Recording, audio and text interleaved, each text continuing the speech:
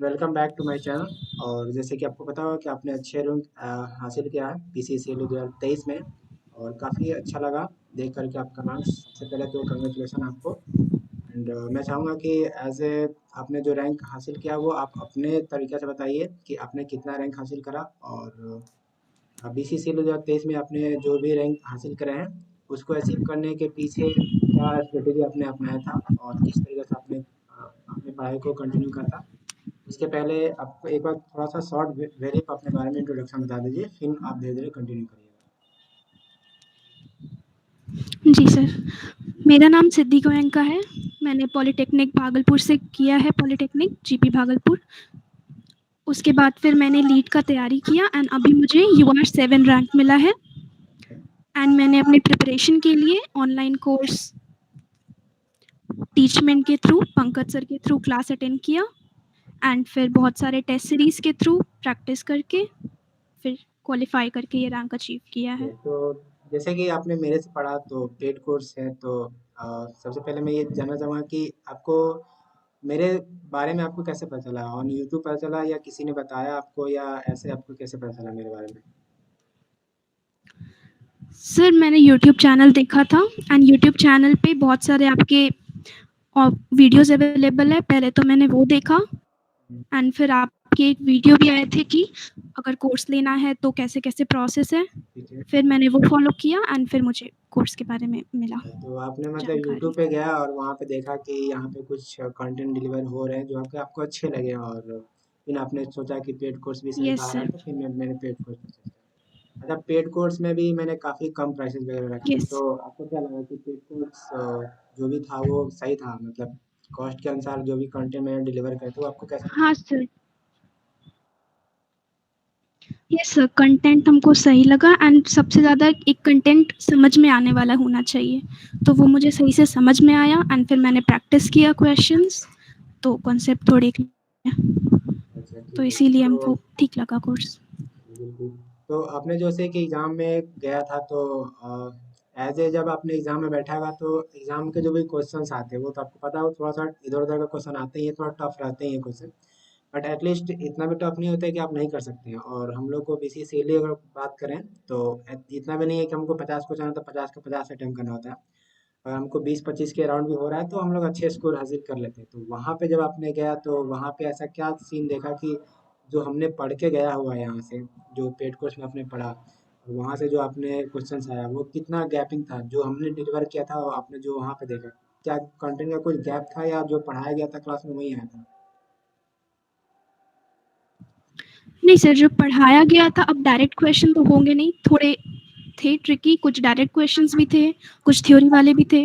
वो क्वेश्चन वहाँ सेलेक्ट किए मैंने कि कौन-कौन सा मुझे ज़्यादा सही लग रहा है, उसको मैंने ऑप्ट किया, सॉल्व किया एंड फिर जिसमें मैं कन्फर्म थी वो मैंने टिक किया एंड कॉन्सेप्ट के अकॉर्डिंग ही थे, थोड़े फ़ॉर्मूलाज़ वगैरह अगर सही से याद रहते, तो सबसे बन भी जाते हैं अच्छे से। तो तो एग्ज़ाम में वही आपने मैंने जो प्रैक्टिस क्वेश्चंस का किया था आंसर, कोर्स के थ्रू, तो बना क्वेश्चन। ठीक है। तो एग्ज़ाम में आपने ऑल ओवर कितने क्वेश्चन अटेम्प्ट किए थे? तीनों में अलग-अलग बताइएगा, मतलब मैथ में कितने करे थे, इंग्लिश में कितने करे थे और मैथमेटिक्स में कितने करे थे आप? सर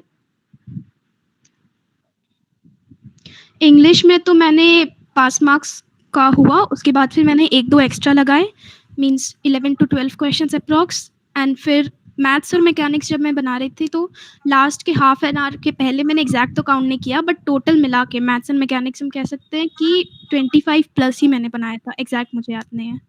मतलब तो 25 के अराउंड आपने बताया, तो जैसे कि आपने बताया कि यू आर 25 तो अच्छा, कन्फर्म 25 है। कन्फर्म, तो मतलब कि ऑलमोस्ट देखा जाए तो अगर 30 के अंदर में आप बना रहे हो, अगर आप अच्छे से एग्जैक्टली सही से करके जा रहे हो, अगर सही कर रहे हो और इंग्लिश क्वालिफाई करो, मैथ मैकेनिक्स मिला करके आप 30 कर रहे हो, तो हम लोग कह सकते हैं कि आप जो है कि अच्छे रैंक हासिल कर सकते हो। जैसे कि आपने खुद स्कोर किया हुआ यू आर 7, तो यहाँ पे आपको दिख रहा होगा कि यू आर 7 भी हम लोग 30 के अराउंड सॉल्व करके ला सकते हैं। तो ऐसा नहीं कर सकते कि 50 क्वेश्चन तो 50 को 50 अटेम्प्ट करना, 50 के लिए ही हम पूरा पढ़ेंगे तो 50 होगा तभी रैंक हासिल होगा। तो इस तरीके से हम लोग कर सकते हैं। तो जो मैंने पेड कोर्स में आपको पढ़ा रहा था, ठीक है? तो वो तो ऑलमोस्ट जो था कि मैं 1 घंटे या डेढ़ घंटे का लाइव क्लास लेता था, ठीक है? उसके बाद आपने किस तरीके से चीज़ों को मैनेज किया? मतलब कितना घंटा, मतलब मेरे क्लास के सिवाय आप पढ़ते थे? ये सर सेल्फ स्टडी तो इम्पोर्टेंट है ही। फ़िलहाल एग्ज़ाम के कुछ 2 ढाई महीने पहले मैंने अच्छे से किया, उसके पहले तो मैं क्लासेस ही कर रही थी एंड उसके बाद फिर मैंने सेल्फ स्टडी में ज़्यादा फोकस किया कोर्सेज़ के साथ। जितना पढ़े हैं उसको अच्छे से प्रैक्टिस भी होना चाहिए, तभी बना पाएँगे एग्ज़ाम में। तो मैंने उस हिसाब से 3 से 4 घंटा डेली देना शुरू किया। अच्छा, मतलब ऑल ओवर देखा जाए तो 1 घंटा का आप किसी का भी कोर्स ले रहे हैं आप, तो 1 घंटा का उधर क्लास करिए, बाकी इधर 2-3 घंटे 3 घंटा भी दे रहे हैं, तो आप अच्छे स्कोर ला सकते हैं, बिल्कुल। सही बात है। तो एक चीज़ मैं और जानना चाहूँगा कि अ, जैसे आपने ईवा रैंक 7 हासिल करा है, तो ईवा 7 रैंक हासिल करने के बाद से आगे का क्या आपका स्ट्रेटेजी रहेगा कि मतलब अच्छा रैंक आ गया तो कौन सा कॉलेज लेना है और आगे का क्या प्लानिंग है, ऐसा कुछ? सो फिलहाल तो सोच रहे हैं कि फिर कॉलेज ही लें, क्योंकि कॉलेज भी सही है एंड फिर पास में भी रहेगा तो कंफर्टेबल भी रहेगा आना जाना भी, एंड कॉलेज भी बहुत अच्छा है, भागलपुर कॉलेज। भागलपुर तो तो डेफिनेटली मिल कि जाएगा। भागलपुर कॉलेज लेंगे। अच्छा, तो भागलपुर आपको तो बिल्कुल मिल जाएगा, तो वो तो सही है, लेकिन ब्रांच आपका कौन सा था और ब्रांच आपको अभी कौन सा लेना होगा? सिविल। सिविल ही था और उसके लिए सिविल। सिविल ही लेना। सिविल के लिए तो सबको पता होगा ऑलमोस्ट कि सिविल में थोड़ा सा रैंक यस। आपको अच्छा लाना ही पड़ते हैं, क्योंकि सिविल में थोड़ा सा कंपटीशन ज़्यादा होता है, अच्छे रैंक लाने पड़ते हैं तभी मिलेगा। तो सही है, ऑल द बेस्ट कि आप एक न्यू जर्नी स्टार्ट करोगे। तो सिविल में आपने जैसे कि आप वहाँ पे एडमिशन लोगे तो वहाँ पे तो आपको कुछ और भी चीज़ें सीखने को मिलेंगे, वहाँ फर्दर जब एकेडमिक सेशन में जाओगे तो काफ़ी सारी चीज़ सीखने को मिलेगा। बट अपार्ट फ्रॉम दैट आप जो कि जैसे कि ऐसा होता है कि आप बीसीसीएल का जैसे बोला कि 3-4 घंटे हम पढ़ाई करते थे, तो 3-4 घंटे के सिवाय भी आप कुछ ना कुछ कर रहे थे।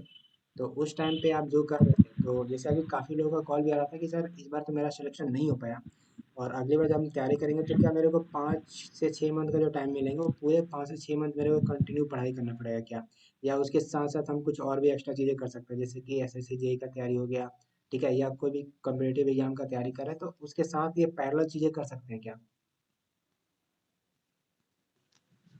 यस सर, हम कॉम्पिटिटिव एग्ज़ाम का प्रिपरेशन ही कर रहे थे साथ में एंड लास्ट ईयर जो फॉर्म भी आए थे एसएससी वगैरह का 1-2 वो भरे भी थे, तो उसी का प्रिपरेशन भी करते थे साथ में पैरेलली, जी। तो वो मैनेज हो जाता था। हाँ, बिल्कुल बिल्कुल, अगर टाइम का हम लोग अच्छे से मैनेजमेंट करें, अगर टाइम को इम्पोर्टेंस दें तो बिल्कुल हम लोग डेफिनेटली कर सकते हैं। और मुझे लगता है कि बीसीसीएल पे डिपेंडेंट हो जाना एक तरीक़ा से उतना सूटेबल नहीं रहेगा, क्योंकि ये भी एक तरीक़ा से ऐसा एग्ज़ाम है कि आप कुछ लोगों का कभी-कभी नहीं भी होता है, ठीक ना?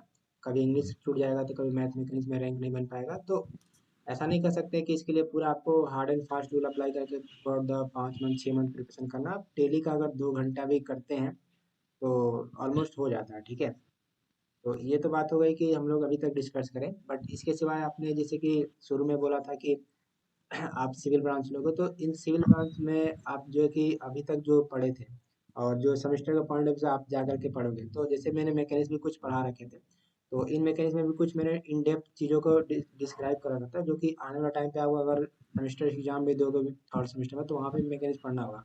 तो आपको क्या लगता है कि जो हमने सूटेबल जो कंटेंट डिलीवर किया और आप आगे जो पढ़ोगे वो मिल जाएगा, या मतलब उसमें भी आपको हेल्प मिलेंगे? इन डेप्थ उतना पढ़ाया था मैंने क्या? यस सर, मैकेनिक्स का बेसिक भी क्लियर हो तभी आगे क्लियर होता है एंड आपने जो टॉपिक्स डील किए थे वो भी डेप्थ में जाके डिस्कस किए थे एंड फिर उस पे क्वेश्चंस भी प्रैक्टिस हुए थे कुछ-कुछ। तो वो करने के बाद ही अब वो भी क्लियर नहीं होगा तो आगे का तो मैकेनिक्स हो नहीं पाएगा। तो उससे हेल्प मिलने वाला है डेफ़िनेटली। डेफिनेटली। और जैसे कि कुछ लोग बोलते हैं कि पीवाईक्यू कभी कर लोगे तो काफ़ी अच्छा रैंक आ जाता है, तो आपको क्या लगता है आपने पीवाईक्यू किया था? और वैसे तो मैंने पीवाईक्यू इस बार तो था शायद मैंने मैथ का ही केवल करा पाया था, क्योंकि टाइम थोड़ा कम था, क्योंकि मेरा प्रिडिक्शन था कि थोड़ा एग्जाम लेट से ही होंगे इस बार, लेकिन प्रिडिक्शन के बहुत पहले एग्जाम का शेड्यूल वगैरह हो गया, तो उसके रिस्पेक्ट में तो मैं पीवाईक्यू मैकेनिक्स का नहीं करा पाया था, बट अगली बार आने वाला टाइम पे करा ही दूंगा। तो मैथ का आपको पीवाईक्यू जो मैंने कराया था आपको कितना बेनिफिट हुआ उससे, उसको आपने देखा सॉल्व किया था या मतलब उससे हेल्प मिले आपको?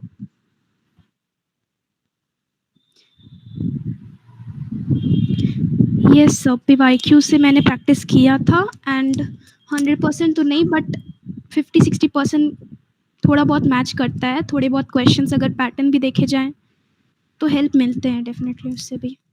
मतलब पीवाई प्रैक्टिस ऐसे भी करने के लिए ज़्यादा ऑप्शन तो है, नहीं तो वो बुक भी सही है। बट यही है, उसमें बहुत सारे मिसप्रिंट्स होते हैं, तो और कन्फ्यूजन भी क्रिएट होता है अगर सही से नहीं पढ़ा जाए तो। हाँ, बिल्कुल। और practice can make you perfect. तो प्रैक्टिस तो बहुत ज़रूरी है। और लास्ट में मैंने कुछ टेस्ट भी आप लोगों को दिलवाया था।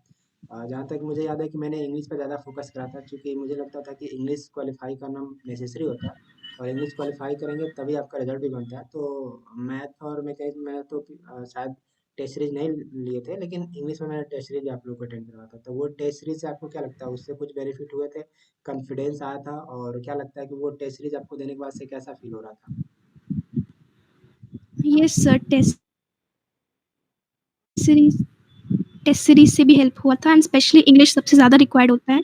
इंग्लिश में अच्छा स्कोर नहीं होने पे रिज़ल्ट ही नहीं आता है फिर। तो अगर वो नहीं होता, उसमें कॉन्फिडेंस बिल्डअप नहीं होता है, तो आगे फर्दर चांस नहीं है। तो इसीलिए प्रैक्टिस किए थे एंड उससे हेल्प भी हुआ था। अच्छा, मैंने लास्ट में जो है कि इंग्लिश का कुछ नोट्स भी दे दिया था आप लोगों को, जैसे कि पिछले बार को जो टॉपर्स थे उनके दे दिए थे, मेरे खुद के नोट्स थे, एंड उसमें कुछ और भी चीज़ों को मैंने ऐड ऐड ऑन कर दिया था। तो ऑल ओवर मिला करके इंग्लिश का कंटेंट आपको क्या लगा कि अगर उतना कोई पढ़ लेता है, अगर उतना किसी को मिल जाता है, और उतना कोई प्रिपरेशन कर लेता है, तो इंग्लिश जो एक बैरियर है कि इंग्लिश को क्वालिफाई किए किए बगैर हम इसमें क्वालिफाई ही नहीं कर सकते, तो क्या लगता है कि उतना इंग्लिश सफिशिएंट था, कि या मेरे को कुछ उसमें और भी इम्प्रूव करना चाहिए था? नहीं सर, 50 में जैसा कि अगर 9 क्वेश्चन कोई बना ले तो वो पास होता है। तो बिल्कुल। अगर उससे भी ज़्यादा क्वेश्चंस के लिए आपका नोट सफिशिएंट था। तो अगर सिर्फ पास के नज़रिए से देखा जाए तो फिर नोट्स में अगर उसको अच्छे से पढ़ा जाए तो फिर कोई प्रॉब्लम नहीं है इंग्लिश में। बिल्कुल। और इसके सिवा जैसे कि मैं शुरू में कुछ मैं बोला भी था कि जो लोग भी पेड ले रहे हैं उनको मैं ट्राई करूँगा कि अपना बेस्ट दूँ, और मैंने टारगेट भी सेट करा था कि 1 से 100 के अंदर में ही सबका रैंक है। ऑल ओवर तो मैंने सबसे बात नहीं किया है, ठीक है, तो मेरे को कम टाइम मिल रहा है। लिटरली जो लोग से कनेक्ट कर पा रहा हूँ मैं, बारी बारी से करके सबका जगह शेड्यूल बुक कर रहा हूँ। तो जो मैंने पढ़ाए थे और जो कि आपने गेन करा था, उसके बीच में मैंने जो एक डेडलाइन मार्क किया था कि अंडर 100 लाना है सभी को, और ऐसा मैंने मोटिवेट करा था। तो आपको क्या लगता है कि अगर जैसे कि आपने मेहनत करा, बाकी भी उतना मेहनत करते और बाकी को भी उस तरीके से अपना स्ट्रेटेजी बनाते, तो मेरा गाइडेंस के तौर पे उनको भी बेनिफिट मिलना चाहिए था, और मिलता बिल्कुल। तो क्या लगता है कि आने वाला टाइम पे ऐसा अगर हम यही सीक्वेंस फॉलो करेंगे, तो क्या औरों का भी ऐसा आ सकता है क्या रैंक? यस सर, अगर कॉन्सेप्ट्स को सही से समझा जाए एंड फिर क्वेश्चंस प्रैक्टिस करके स्ट्रैटेजी बना के पढ़ा जाए तो 100 तक रैंक लाया जा सकता है आपके कोर्स के थ्रू। तो मेरे को कुछ आप लास्ट में ऐसा कुछ सुझाव देना चाहेंगे जो मैंने लैग करा होगा ड्यूरिंग क्लास लेते वक्त, या कुछ आपको लग रहा होगा कि सर का कुछ ये वीक पॉइंट था, इसको थोड़ा स्ट्रेंथ देना चाहिए था सर को, या ऐसा कुछ और इम्प्रूव करना चाहिए था?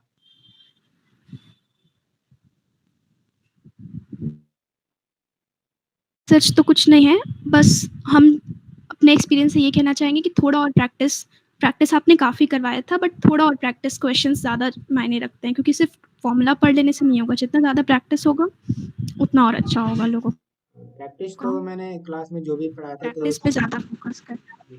और प्रैक्टिस तो मैंने यस, आपने दिया था एंड फिर होमवर्क।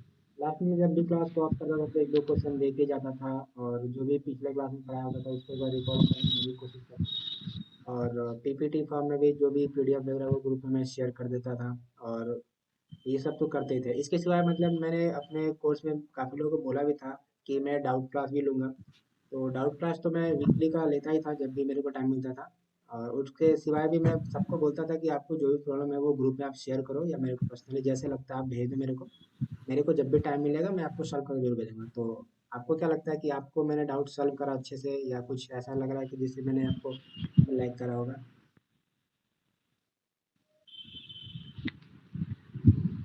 यस सर, मैंने भी पर्सनली डाउट्स पूछे थे एंड आपने क्लियर भी किए थे, एंड ग्रुप्स में भी जैसा आपने कहा कि क्लास के एंड में क्वेश्चंस मिलते थे, तो हाँ, हमें मिलते थे। मेरा कहना ये है कि सर आप क्वेश्चंस देते थे और ज़्यादा क्वेश्चंस, क्योंकि जितना ज़्यादा क्वेश्चंस मिलेगा, क्योंकि पीवाईक्यू अगर कोई पढ़े फर्स्ट अटेम्प्ट में, तो वो जितना पढ़ा है उससे ज़्यादा वो और कन्फ्यूज़ ही हो जाएगा, क्योंकि उसमें क्वेश्चंस वगैरह सही से नहीं रहता है, एंड अगर रहा भी तो आंसर सही से नहीं रहता है। तो अगर टाइम मिलता तो आप भी करवाते पीवाईक्यू, मुझे पता है, लेकिन बस वो वही मेरा कहना है कि पीवाईक्यू और थोड़ा और प्रैक्टिस, बाकी नोट्स वगैरह सर सही है।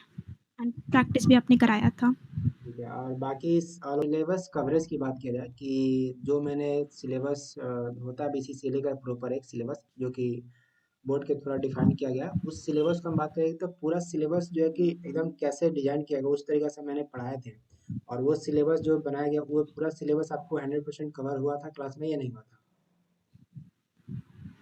Yes sir, syllabus syllabus coverage बहुत सही से हुआ था। टॉपिक्स भी जो पहले होने चाहिए थे जिस सीक्वेंस में, वो सब आपने सही प्लान किया था और हमें समझ में भी आया फिर वैसे पढ़ाने पे। तो टॉपिक्स कवरेज सही था एंड फुल टॉपिक्स कवर भी हुए थे। बिल्कुल। और मैं प्लानिंग भी ऐसे करता हूँ कि जो जो भी सिलेबस में जैसे जैसे डिफाइन है उस तरीके से मैं चीज़ों को डिलीवर करूँ, लेकिन लास्ट में आई थिंक कि एक चैप्टर रह गया था मेरा मैथ में। शायद डिफरेंशियल इक्वेशन कुछ रह गया था, लेकिन लास्ट में मैंने और पीडीएफ वगैरह भी शेयर करा था। और मतलब लास्ट में आप लोग भी आना यस सर, बंद कर दिए थे क्योंकि सारे लोगों का कहना था कि आप खुद से टाइम बनाते थे, जो भी पढ़ लो उसको खुद को स्टडी प्रैक्टिस करने का कर। टाइम है। तो प्रैक्टिस का टाइम है, फिर भी कुछ लोग बोले थे तो मैंने लास्ट में भी क्लास वगैरह ले रखा था, बट आना ही सब किसी ने बंद कर दिया तो मैंने फिर उसको स्किप कर दिया। बट ऑलमोस्ट जो है कि 90% सिलेबस तो मैंने कवर कराया था। और उतना करने के बाद से एक बेहतर जो तरीका होता है वो मैंने कहा। तो जो सिलेबस का कवरेज का जो सीक्वेंस था वो तो सही लगा आपको, लेकिन सिलेबस का जो इन डेप्थ जा कर के जो सिलेबस मैंने बताया था वो मतलब आपको ऐसा लगा ना कि इन डेप्थ जा कर के चीज़ों को बताया जा रहा है और जो एग्जाम में आ रहे हैं उसी के बेसिस पे बताया जा रहा है। ऐसा तो कहीं आपको नहीं लगा ना कि सिलेबस कहीं और है और क्वेश्चन कहीं और पूछे जा रहे हैं और बताया कुछ और जा रहा है? ऐसा कुछ डिफरेंस लगा क्या, या मतलब लगा कि हाँ एकदम जिस तरीके से पैटर्न में क्वेश्चन आते हैं, जिस तरीके से सिलेबस डिफाइन किया है, एकदम उस तरीके से चीज़ें क्लास में चल रही है?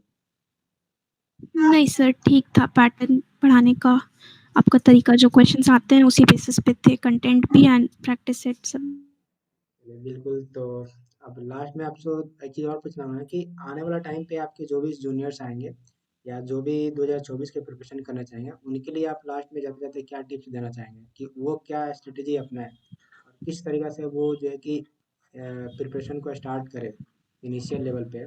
और चाहे वो यूट्यूब पे फ्री पढ़े चाहे मेरा कोर्स ले जैसे ही पढ़े, तो उनके लिए आपका क्या टिप्स रहेगा कि उनको कैसे चीज़ों को हैंडल करना चाहिए था और कैसे एक प्रॉपर स्ट्रेटेजी बना करके प्रिपरेशन को स्टार्ट करना चाहिए था?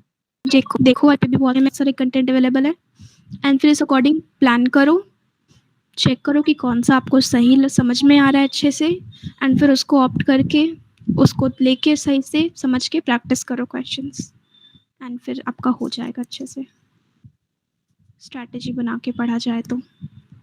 ठीक है, बिल्कुल। तो एंड मतलब कि आपको कुछ मेरे प्रति कुछ सजेशन देना है कि मैं आप आने वाला टाइम पे 2024 का जो प्रिपरेशन कराऊंगा उसमें क्या इम्प्रूवमेंट कर सकता हूँ या क्या ऐड ऑन कर सकता हूँ उसमें और?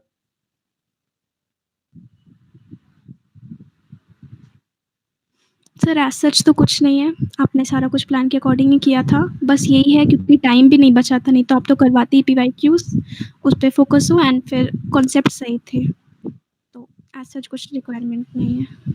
Okay, thank you to joining me and congratulation again कि आपने अच्छे रैंक हासिल करें, you are 7 and I wish you all the best.